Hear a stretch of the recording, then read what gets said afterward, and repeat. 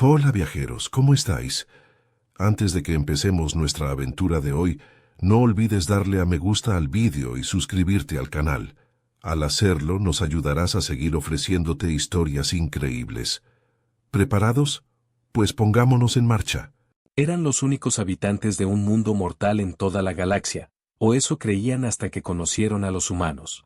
La sala del Consejo Galáctico de Investigación bullía de nerviosismo mientras 200 de las mentes más brillantes de toda la galaxia conocida se reunían para lo que se convertiría en la reunión más importante de nuestra historia. Yo, Seid Tal, jefe de xenobiología del séptimo brazo, estaba de pie en el podio central, con las manos escamosas temblando ligeramente mientras ordenaba mis cristales de datos. La sala en sí era una maravilla de la ingeniería, con una enorme cúpula de casi 1 kilómetro de altura y paredes curvas diseñadas para amplificar hasta el susurro más suave hasta los asientos más alejados. Representantes de 97 especies espaciales llenaban los asientos escalonados a mi alrededor, sus cuerpos reflejando la increíble diversidad de la vida en nuestra galaxia. Desde los gaseosos Mistwalkers de Nebula Prime hasta los Rocks Chapes de silicio del Outer Rim, cada especie había evolucionado para sobrevivir en su propio rincón del espacio. Pero hoy no estábamos aquí para hablar de ellos. Hoy se trataba de los supervivientes más destacados, las especies que habían conquistado lo que llamamos mundos de la muerte, planetas tan hostiles que poner un pie en su superficie mataría a la mayoría de los seres sensibles. La primera oradora, Lumin, flotó hacia adelante en su burbuja de gravedad, con sus tentáculos bioluminiscentes palpitando de expectación. Honrados colegas, resonó su voz en la sala. Nos hemos reunido para escuchar las conclusiones del xenobiólogo jefe Seid Tal sobre la reciente clasificación de las especies de los mundos de la muerte y los extraordinarios descubrimientos realizados sobre la civilización drachnida. Aclaré la garganta, un hábito que había adquirido durante mis estudios de primates inferiores. Gracias, primera oradora. Durante los últimos 50 ciclos, mi equipo ha documentado y analizado todas las especies conocidas que han evolucionado en planetas que clasificamos como hostiles para la vida. Hasta ahora, creíamos que los drachnidos ostentaban el título indiscutible de supervivientes definitivos. Un murmullo recorrió la asamblea. Todo el mundo conocía a los drachnidos, con su armadura de triple capa y su capacidad para sobrevivir en entornos que reducirían a la mayoría de las especies a sus átomos constituyentes. Su mundo natal, Drar, es un lugar de tormentas ácidas y fluctuaciones gravitacionales que destruirían la mayoría de las naves espaciales. Los drachnidos, continué, mostrando una imagen holográfica de su mundo, evolucionaron en un planeta con una gravedad superficial 3,2 veces superior a la media galáctica. Su atmósfera contiene suficientes elementos corrosivos como para disolver el blindaje estándar de un casco en menos de 6 minutos. La temperatura media en la superficie oscila entre los 40 grados centígrados bajo cero y los 60 grados centígrados durante una sola rotación. El holograma cambió para mostrar a un drachnido en todo su esplendor, 4 metros de amenaza blindada con órganos de reserva y armas naturales suficientes para hacer que una nave militar pareciera inadecuada. Son, según todos los criterios que hemos establecido, el ejemplo perfecto de la evolución en condiciones hostiles. Su avance hacia una civilización espacial debería haber sido imposible, sin embargo. Hice una pausa para crear efecto, algo que había aprendido que realzaba las revelaciones dramáticas, y, sin embargo, lo consiguieron. Dominaron su entorno, desarrollaron tecnología para sobrevivir en condiciones aún más duras y se unieron a nuestra comunidad galáctica. Durante 3000 ciclos, han sido la prueba viviente de que la vida puede triunfar sobre las condiciones más hostiles que la naturaleza puede crear. Un pensador cuántico de los niveles superiores se estremeció de curiosidad. ¿Hablas en pasado, jefe Seid Tal? ¿Ha cambiado algo? Mi membrana exterior se estremeció de emoción. Sí, distinguidos colegas, algo ha cambiado, todo lo que creíamos saber sobre los límites de la evolución y la supervivencia. Mi equipo ha descubierto pruebas de una especie que hace que los drachnidos parezcan criaturas evolucionadas en un jardín de recreo. La sala estalló en protestas y exclamaciones de incredulidad. La burbuja gravitatoria de la primera portavoz, Lumin, se tambaleó cuando levantó sus apéndices para pedir silencio. Son afirmaciones extraordinarias, jefe Seid Tal. ¿Qué pruebas tiene? Activé mi segundo cristal de datos y proyecté una nueva imagen sobre la sala. Colegas, les presento la Tierra, un mundo muerto que desafía todo lo que creíamos posible, y a sus habitantes. Mostré la siguiente imagen. La especie que se hace llamar humana. El silencio que siguió fue absoluto. Incluso los pensadores cuánticos detuvieron sus cálculos habituales. Ninguno de nosotros se dio cuenta en ese momento de que estábamos a punto de descubrir lo equivocados que estábamos sobre los límites de la vida, la supervivencia y la evolución. Los humanos estaban a punto de cambiarlo todo, suponiendo, por supuesto, que no nos mataran a todos accidentalmente primero. Nuestro primer encuentro documentado con los humanos tuvo lugar en las regiones disputadas del brazo espiral, donde nuestra nave de investigación, la Star Psyche, estaba realizando análisis atmosféricos rutinarios de un gigante gaseoso. Yo estaba a bordo de la nave como parte de mi investigación en curso sobre la adaptación a entornos extremos, aunque ninguno de nosotros esperaba encontrar nada más interesante que microorganismos resistentes. Nuestros sensores detectaron una nave desconocida a unos 3 minutos luz de nuestra posición. Al principio, supusimos que se trataba de otra nave exploradora drachnida, ya que eran los únicos lo suficientemente insensatos como para aventurarse en estos sectores saturados de radiación sin un blindaje pesado. Sin embargo, a medida que la nave se acercaba, nuestra confusión aumentaba. «Jefe», llamó Sil. La navegante Prel desde su estación de sensores. Sus ojos cristalinos reflejaban los flujos de datos. La construcción de la nave parece primitiva. Su blindaje contra la radiación es apenas adecuado para viajes espaciales profundos. Me acerqué a su estación, con mi exoesqueleto protector zumbando suavemente. Imposible. Nada podría sobrevivir en este sector con una protección tan mínima. Vuelve a ejecutar los escáneres. Antes de que pudiera obedecer, una solicitud de comunicación llegó a nuestros sistemas. Tras debatir brevemente los protocolos de seguridad, el capitán Bra autorizó la conexión. La pantalla holográfica se encendió y pudimos ver por primera vez a un ser humano. Soy el capitán Alexander Reeves, de la nave de exploración terrestre Horizons Dream. Venimos en son de paz y buscamos un contacto amistoso. La tripulación del puente se quedó en silencio. El ser que aparecía en nuestra pantalla parecía muy vulnerable, sin blindaje protector, sin sistemas redundantes visibles, ni siquiera amortiguadores de radiación básicos alrededor de sus órganos vitales. Solo eran carne rosa suave cubierta de materiales sintéticos que no podían ofrecer una protección significativa. La capitana Bra fue la primera en recuperarse. Saludos, capitán Reeves. Su nave parece estar en grave peligro. Nuestros sensores indican que los niveles de radiación locales superan en varios órdenes de magnitud los parámetros de seguridad para la vida orgánica. Estamos preparados para ayudar en la evacuación de emergencia.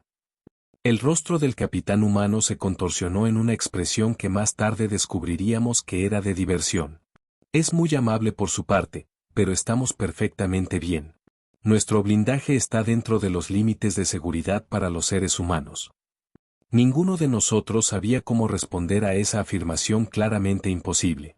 Di un paso al frente, dejando que mi curiosidad científica se impusiera al protocolo. Disculpe mi franqueza, capitán, pero nuestras lecturas indican que el casco de su nave está dejando pasar suficiente radiación como para matar a la mayoría de las especies conocidas en cuestión de minutos. Ah, eso. El capitán Reeves hizo un gesto con la mano, restándole importancia. Es más o menos lo mismo que soportamos en los vuelos de larga distancia a nuestro planeta. No es nada que nuestros cuerpos no puedan soportar con medidas básicas. Hablando de eso, ¿les interesaría una reunión cara a cara? Nos encantaría saber más sobre su especie. Antes de que pudiéramos explicarles por qué una reunión así sería fatal para ellos, ya habían comenzado el procedimiento de acoplamiento. Nuestros sistemas automáticos se activaron y, para nuestro horror, nos dimos cuenta de que no podíamos detener el proceso sin arriesgarnos a dañar ambas naves. «Rápido», gritó el capitán Bra. «Sellad todos los mamparos internos e iniciad los protocolos de emergencia contra la radiación». Nos apresuramos a proteger a estos humanos aparentemente suicidas de su propia ignorancia. Corrí hacia la bahía de atraque con un generador de escudos portátil, decidido a salvar al menos algunos especímenes para su estudio. Lo que presencié a continuación cambió mi comprensión de la vida misma. La esclusa se abrió y la capitana Reeves entró con 2 miembros de la tripulación. No llevaban trajes protectores ni escudos contra la radiación, solo sus sencillos uniformes de tela. Una de ellas, que se presentó como la doctora Samira Patel, sacó un pequeño dispositivo y comenzó a tomar lecturas de la bahía. Fascinante composición atmosférica, dijo, tomando notas en una tableta digital. Aunque quizá deberían comprobar la gravedad artificial. Parece un poco baja. Yo permanecí allí, con mis sensores indicándome que esos humanos deberían estar muertos, mientras ellos discutían con naturalidad las especificaciones de nuestra nave como si estuvieran visitando un jardín. La capitana Reeves se percató de mi angustia y se acercó a mí, extendiéndome la mano en lo que más tarde descubriría que era un saludo tradicional. ¿Va todo bien? Parece preocupado. Logré recuperar la voz. Los niveles de radiación en este sector y su escasa protección, ¿cómo es posible que sigan con vida? Ella se rió, un sonido que hizo saltar a varios miembros de la tripulación que estaban cerca. Oh, eso. Los humanos evolucionamos con una radiación de fondo constante. Estos niveles son un poco más altos de lo normal en la Tierra, pero nada que no podamos soportar. Nuestras células tienen mecanismos de reparación bastante robustos. La doctora Patel intervino, con los ojos brillantes por el interés profesional. Además, tenemos algunas adaptaciones genéticas que nos ayudan a lidiar con el daño de la radiación. Es algo realmente interesante. Me encantaría comparar notas sobre xenobiología si te interesa. Miré mi detector de radiación y luego volví a mirar a los humanos, que parecían increíblemente sanos. En ese momento, me di cuenta de que todo lo que creíamos saber sobre los límites de la vida debía ser reevaluado. Estos humanos no solo sobrevivían en condiciones que considerábamos letales, sino que no les afectaban en absoluto.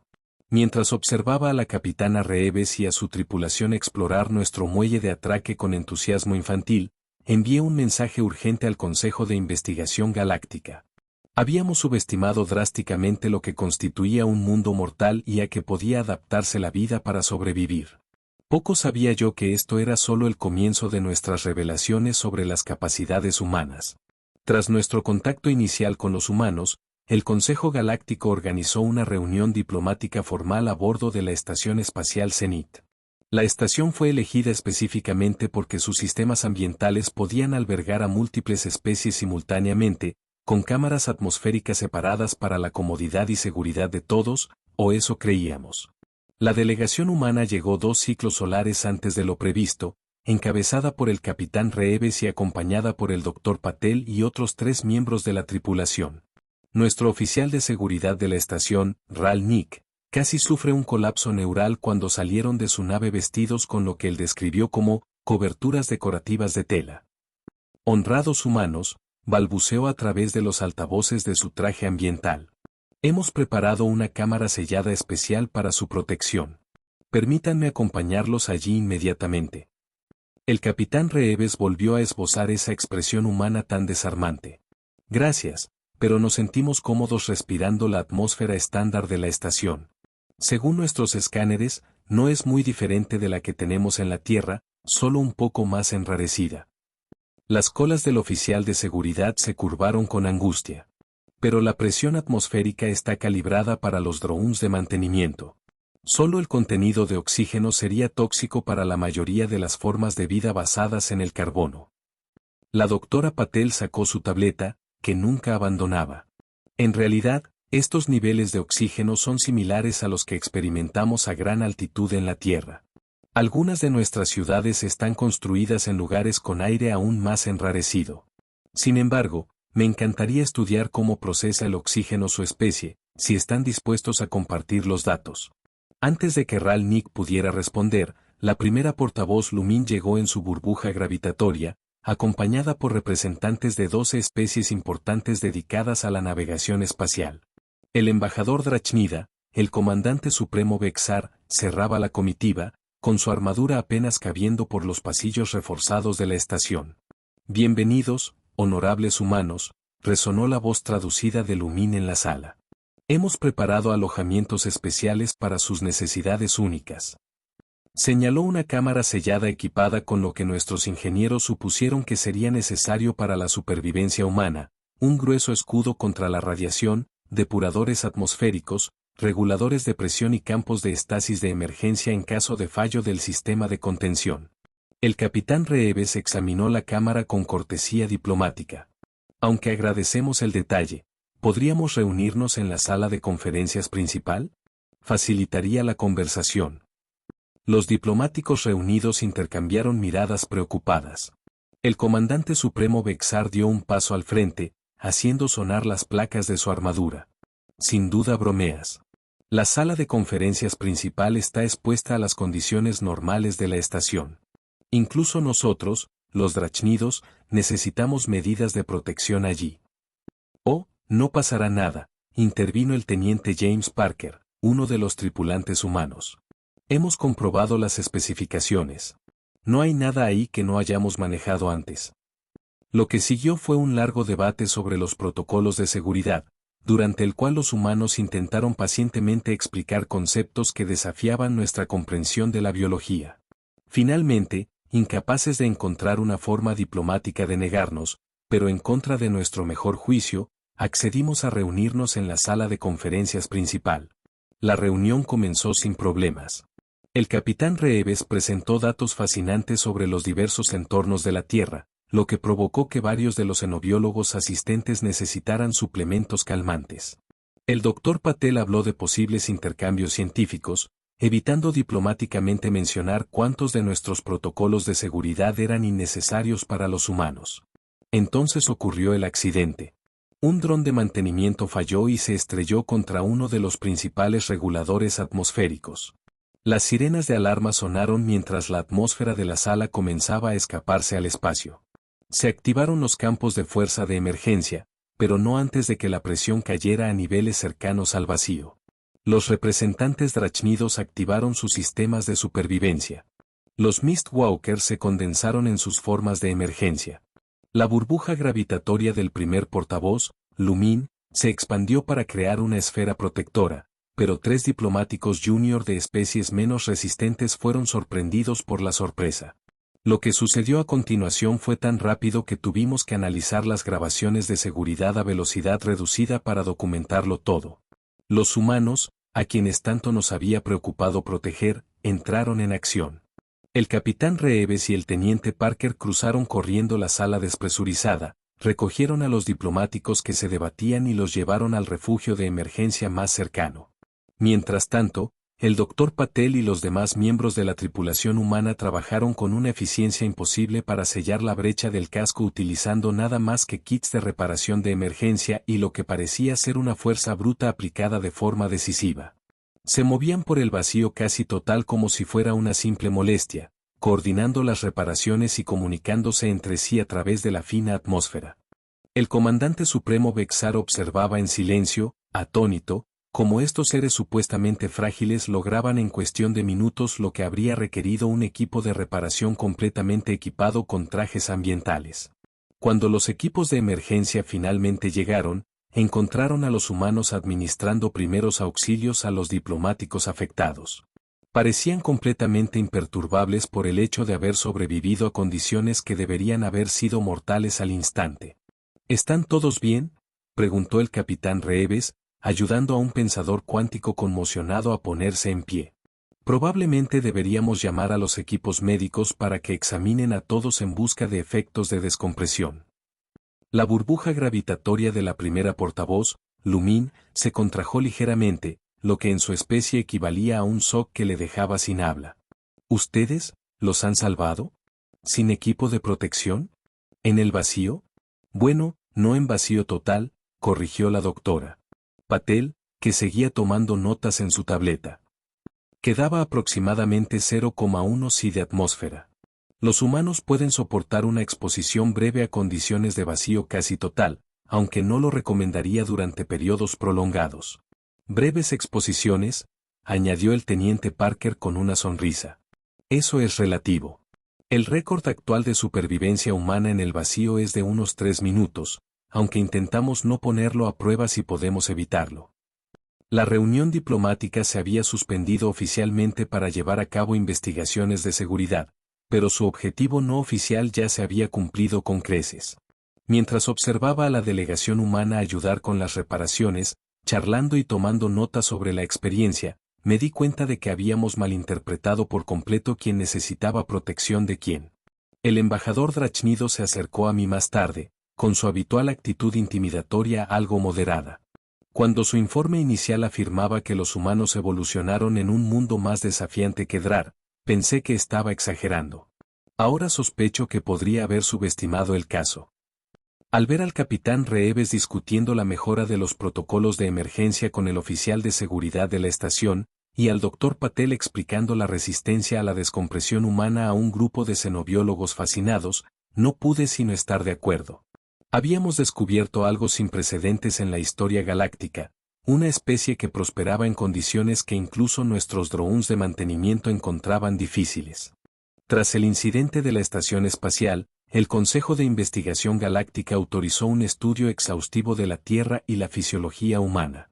Como jefe de xenobiología, dirigí el equipo de investigación y trabajé en estrecha colaboración con el Dr. Patel, que parecía divertirse infinitamente con nuestras reacciones ante los datos básicos de la Tierra.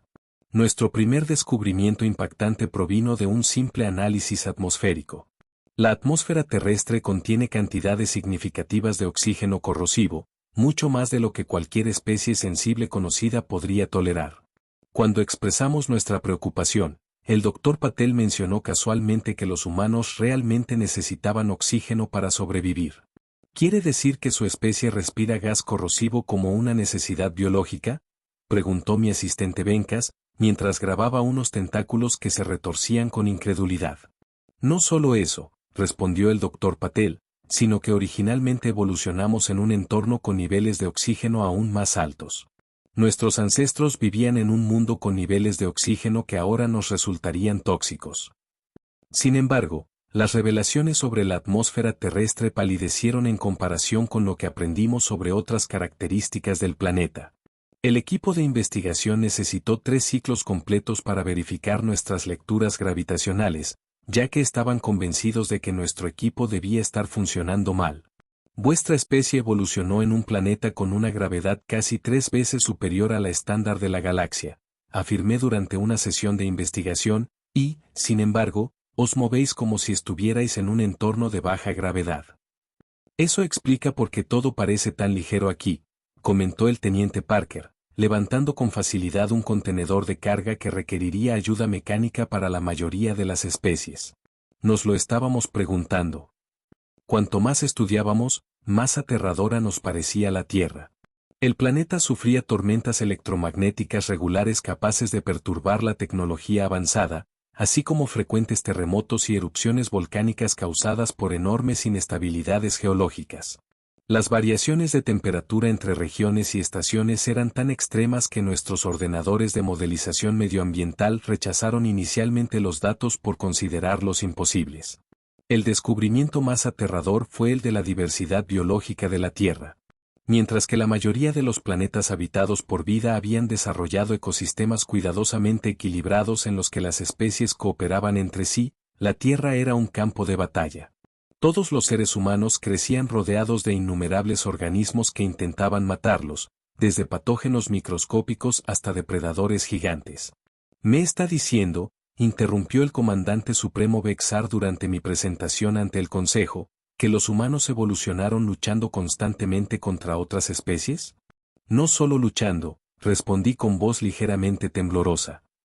Según sus registros históricos, los humanos han cazado sistemáticamente hasta la extinción a criaturas mucho más grandes que ellos. Lo llaman caza por persistencia. Simplemente persiguen a su presa hasta que ésta se derrumba por agotamiento. La sala estalló en murmullos de incredulidad y miedo. Los humanos parecían tan pacíficos y amigables que la idea de que fueran depredadores alfa que habían evolucionado para sobrevivir y superar cualquier desafío fue un shock para muchas especies. La burbuja gravitatoria del primer orador, Lumín, vibró con preocupación. ¿Y qué hay de su desarrollo tecnológico? Seguramente unas condiciones tan duras habrán ralentizado su progreso. Todo lo contrario, expliqué, mostrando una cronología del avance humano. Los constantes desafíos medioambientales parecen haber acelerado su innovación. Cuando se enfrentan a un obstáculo, los humanos simplemente inventan una solución. Su progreso tecnológico ha sido exponencial, superando con creces al de cualquier otra civilización.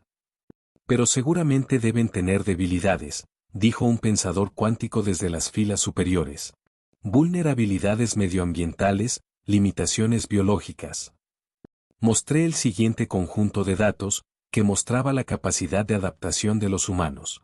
Los humanos pueden sobrevivir en entornos que van desde el hielo del Ártico hasta los desiertos ardientes. Pueden pasar días sin agua y semanas sin comida. Sus cuerpos pueden reparar el daño causado por la radiación, recuperarse de lesiones graves y adaptarse a casi cualquier entorno. Incluso sus actividades recreativas se considerarían retos de supervivencia en la mayoría de los planetas. El consejo observó en silencio atónito mientras mostraba imágenes de deportes y actividades de ocio humanos, como escalada sin equipo de seguridad, natación en aguas heladas y maratones por diversión. Lo que otras especies considerarían situaciones de supervivencia extremas, los humanos lo llaman entretenimiento. Hay una cosa más, añadí, bajando la voz. Hemos descubierto por qué los humanos parecen sentirse tan cómodos en el espacio. Las condiciones de su planeta son tan variables y extremas que los viajes espaciales suponen menos retos ambientales que su vida cotidiana en la Tierra.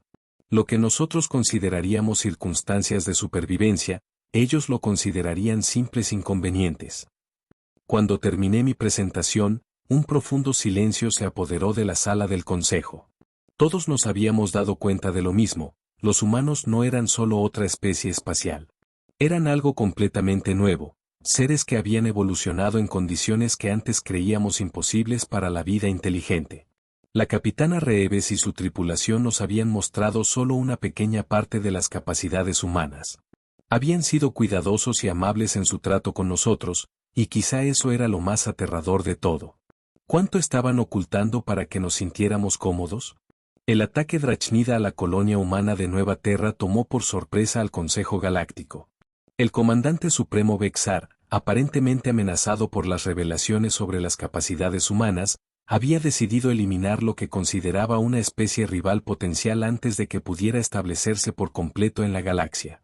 Yo estaba presente en la sesión de emergencia del Consejo cuando llegó la noticia. Los drachnidos habían desplegado toda su tercera flota, casi 400 naves de guerra, contra una colonia de apenas 50,000 humanos. La sala del Consejo se sumió en el caos. Debemos enviar ayuda inmediatamente, declaró la primera portavoz, Lumin, con su burbuja de gravedad parpadeando por la agitación. Los humanos no tienen flota defensiva en ese sector.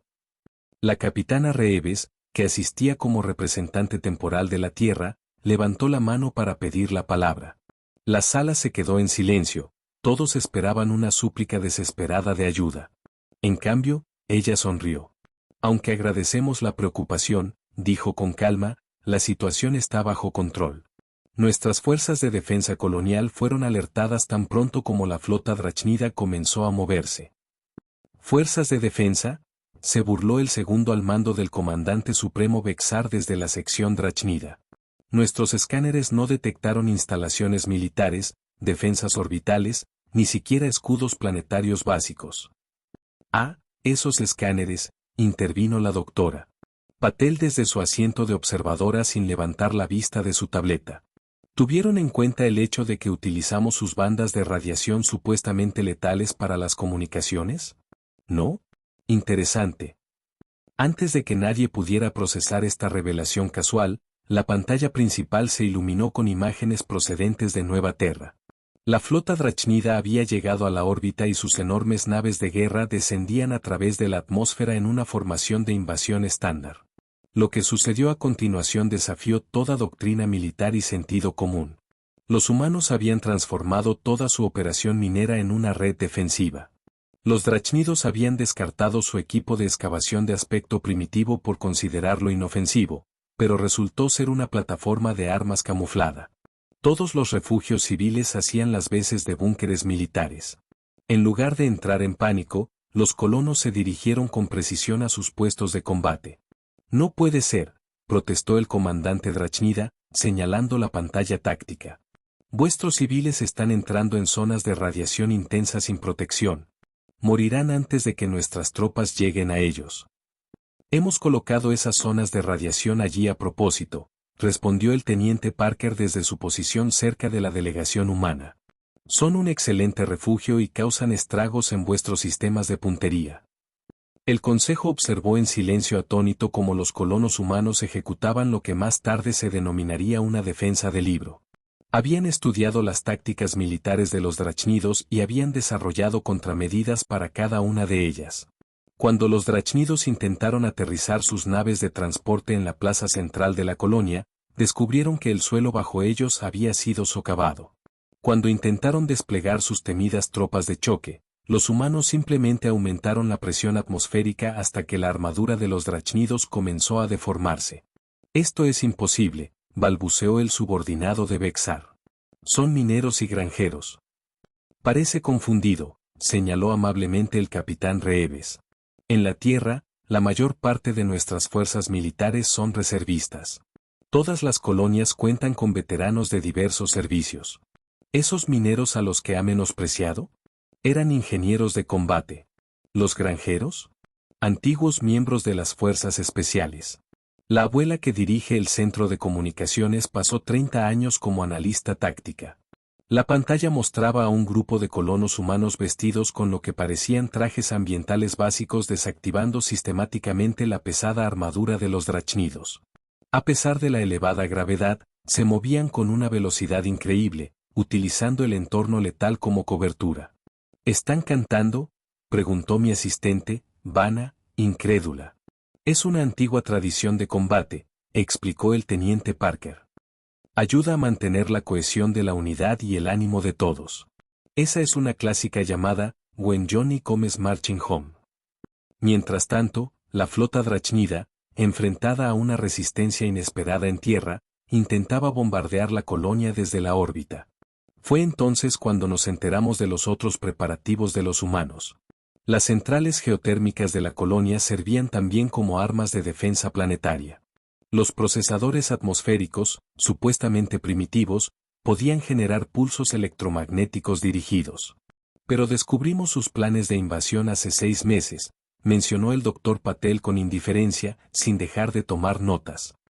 Eran bastante ambiciosos, pero deberían haber tenido más en cuenta los factores medioambientales. ¿Sabían que los humanos pueden detectar campos eléctricos en determinadas condiciones? Eso hace muy difícil ocultar naves sigilosas. La batalla duró menos de 6 horas. Cuando terminó, la tercera flota drachnida había sido destruida, sus fuerzas terrestres se habían rendido y los colonos humanos estaban organizando operaciones de búsqueda y rescate para sus enemigos derrotados. Podrías haberlos destruido por completo, observó el primer portavoz Lumin. ¿Por qué mostrar piedad? El capitán Reeves se encogió de hombros, un gesto humano de indiferencia. Cometieron un error basándose en información incompleta. Ahora tienen mejor información. Además, los drachnidos son lo más parecido a nosotros que hemos encontrado hasta ahora. Sería una pena desperdiciar todo ese potencial. Al ver cómo sus fuerzas se rendían ante la especie que había intentado eliminar, el comandante supremo Bexar comprendió por fin la verdadera magnitud de su error. No era solo que los humanos hubieran derrotado su ataque, sino que lo habían hecho limitándose deliberadamente para evitar bajas innecesarias. ¿Cómo?, exigió. ¿Cómo han derrotado unos simples colonos a nuestras fuerzas de élite? ¿Simples?, se rió el teniente Parker. ¿Ha visto lo que cuesta establecer una colonia? Hay que terraformar entornos hostiles, construir infraestructuras autosuficientes y sobrevivir a todo lo que te depara un nuevo planeta. En comparación con eso, defenderse de una invasión es pan comido. Lo extraordinario de los humanos, me encontré explicando al consejo, no es que puedan luchar, sino que pueden adaptarse a cualquier desafío y convertir las desventajas en ventajas. No solo sobrevivieron en su mundo mortal, sino que aprendieron a prosperar en condiciones que deberían haber sido imposibles.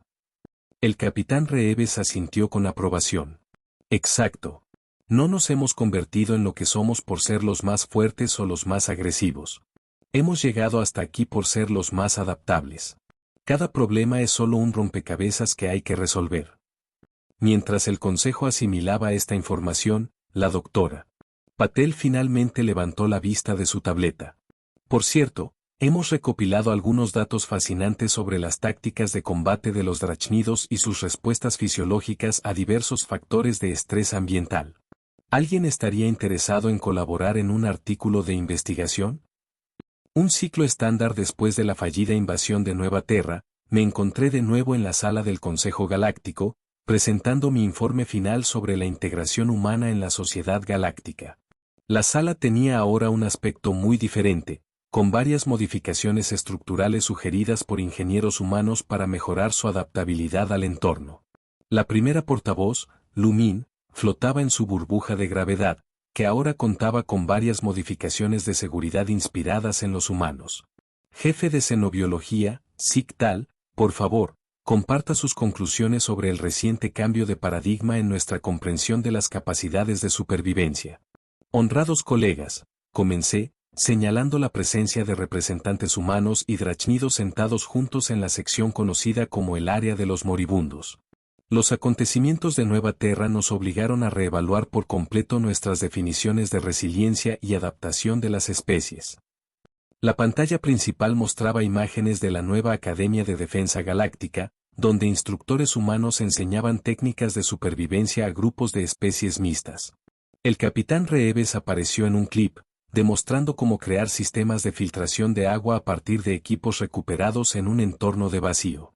Como pueden ver, los humanos no solo han compartido sus capacidades defensivas, sino también su enfoque único para la resolución de problemas. El aspecto más notable no es su resiliencia física, sino su adaptabilidad mental. A continuación, la pantalla mostró al Dr. Patel trabajando con un equipo de científicos drácnidos para desarrollar nuevos trajes ambientales basados en principios de diseño humano. El comandante supremo Bexar, ahora uno de los principales defensores de la cooperación entre humanos y drácnidos, asintió con aprobación.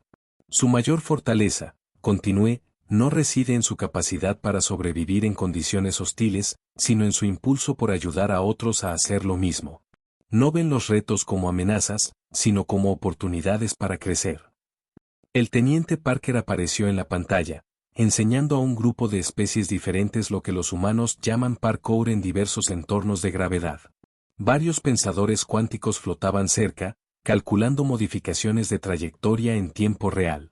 Los humanos también han aprendido de nosotros, señalé, mostrando imágenes de colonos humanos incorporando avances tecnológicos alienígenas a su infraestructura. Lo llaman evolución convergente de ideas, expliqué, tomar los mejores aspectos de diferentes enfoques para crear algo nuevo. ¿Y la situación con los drácnidos?, preguntó con delicadeza el primer portavoz, Lumín. Pasé a imágenes recientes de Nueva Terra, donde ingenieros humanos y drácnidos colaboraban en un nuevo tipo de hábitat colonial. Lo que podría haber sido un conflicto devastador se ha convertido en una de las asociaciones tecnológicas más productivas de la historia galáctica. ¿Por qué? ¿Quién mejor para trabajar que la especie que más se ha acercado a comprender nuestra perspectiva?, comentó la capitana Reeves desde su asiento. Los drácnidos evolucionaron en condiciones similares a las de la Tierra, por lo que entienden nuestras bromas sobre los niveles de radiación. El comandante supremo Bexar emitió un sonido que se traducía aproximadamente como una risa. Pensábamos que éramos los supervivientes definitivos hasta que conocimos a los humanos. Ahora nos damos cuenta de que la supervivencia no consiste en ser el más fuerte, sino el más innovador. La pantalla mostraba una sesión de entrenamiento en la que instructores humanos enseñaban a varias especies sus protocolos de emergencia. Uno de los Mistwalkers se había enredado en su traje ambiental. En lugar de entrar en pánico, citó con calma lo que aparentemente se había convertido en un mantra de seguridad humano: si mantienes la calma, tienes tiempo. Si tienes tiempo, puedes resolverlo. Quizás lo más significativo, concluí, es que los humanos nos han enseñado que categorías como habitantes del mundo de la muerte tienen menos que ver con las capacidades físicas y más con la mentalidad. Sobrevivieron a su duro mundo no convirtiéndose en invencibles, sino negándose a aceptar ningún problema como irresoluble. La doctora Patel levantó la mano, sin su tableta, que por una vez brillaba por su ausencia. Hablando de resolver problemas, estamos listos para comenzar las pruebas del nuevo diseño de traje espacial multiespecie. ¿Algún voluntario?